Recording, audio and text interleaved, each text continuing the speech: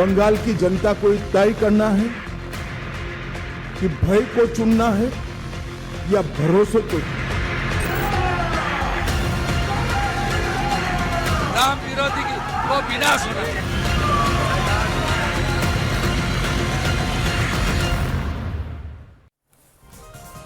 जहां पश्चिम बंगाल के मुर्शिदाबाद में रामनवमी की शोभा यात्रा के दौरान हिंसा की तस्वीरें सामने आई। आरोप है कि शोभा यात्रा के दौरान पथराव हुआ और श्री राम की मूर्ति तोड़ी गई, जिसके बाद लोगों का गुस्सा फूट पड़ा। स्थानीय लोगों ने सड़क जाम करके विरोध जताया। आरोपियों को गिरफ्तार करने की मांग की गई और यह कहा गया कि कार्रवाई इसमें होनी चाहिए। अलग अलग तस्वीरों के जरिए हम क्या हालात थे ये आपको दिखाने की कोशिश कर रहे हैं। आप ये देखिए कि मुर्शिदाबाद में हिंसा हुई, शोभा यात्रा के दौरान पथराव हुआ। चुनाव से पहले क्या ये तनाव है? और हिंसा वाली जगह से हमारे सहयोगी ऋतिक मंडल की एक ग्राउंड रिपोर्ट आपको दिखाते हैं। रामनवमी की शोभा यात्रा के दौरान मुर्शिदाबाद के रघुनाथगंज इलाके में शुक्रवार शाम को तनाव फैला। हम इस वक्त उसी जगह पर हैं जहां पर यहाँ पर तनाव की स्थिति पैदा हुआ था और जिसके बाद आगजनी की गई। दरअसल इस दुकान के सामने आगजनी की गई। हजारों के तादाद पर रामनवमी के शोभा यात्रा में शरीक हुए थे। आरोप है कि उस दौरान यहाँ पर पथराव हुआ, कई सारे दुकानें तोड़फोड़ किया गया। पुलिस आनन फानन में पहुंची तो यहाँ पर सेंट्रल फोर्सेस की तैनाती की गई है। धर दबोच भी किया गया है लोगों को। कई सारे लोगों को पुलिस के हवाले से जो बताया जा रहा है कि 30 से करीब लोगों को धर दबोचा गया है यहाँ पर जो है तनाव की स्थिति पैदा करने के लिए। दरअसल अभी भी तफ्तीश जारी है, लेकिन फिलहाल हम इस इलाके में जो देख रहे हैं सेंट्रल फोर्स की तैनाती है। लेकिन शनिवार सुबह से जो आम जनजीवन है वो सामान्य हो चुका है, वाहनों की आवाजाही बरकरार है, लेकिन कुछ दुकानें यहाँ पर जो है बंद रखा गया है, ऐसा ही निर्देश पुलिस की तरफ से दी गई है। बहरहाल मुर्शिदाबाद के बहरमपुर और दूसरा एक जगह है जहाँ पर भी रामनवमी को लेकर तनाव की स्थिति पैदा हुआ। वहाँ पर भी जो है भारी तादाद पर सेंट्रल फोर्सेस को तैनात किया गया है। कैमरा पर्सन जीरी शंकर के साथ ऋतिक, एडीटीवी इंडिया के लिए।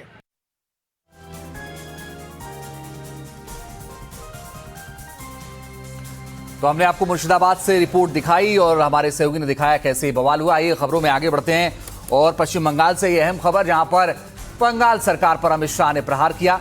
ममता सरकार पर बीजेपी की चार्जशीट, गृह मंत्री अमित शाह ने चार्जशीट जारी की है और ये कहा है कि ममता सरकार के खिलाफ जनता की चार्जशीट है।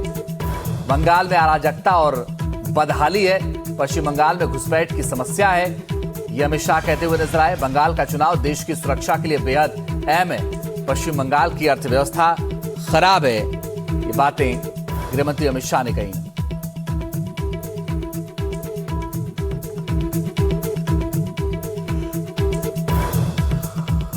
ममता दीदी ने हमेशा विक्टिम कार्ड का पॉलिटिक्स खेला है।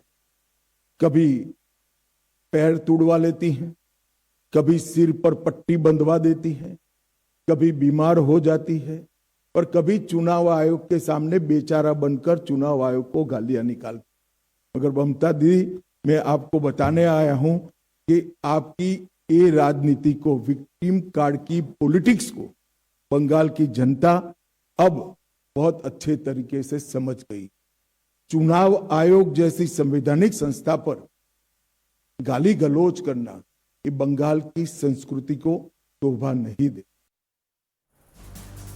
उधर पेट्रोल और डीजल पर एक्साइज ड्यूटी घटाने के केंद्र सरकार के फैसले का मध्य प्रदेश के मुख्यमंत्री मोहन यादव ने स्वागत किया है। मुख्यमंत्री मोहन यादव ने कहा है कि खाड़ी देशों में जारी युद्ध के बीच प्रधानमंत्री का फैसला बहुत ही दूरदर्शी है।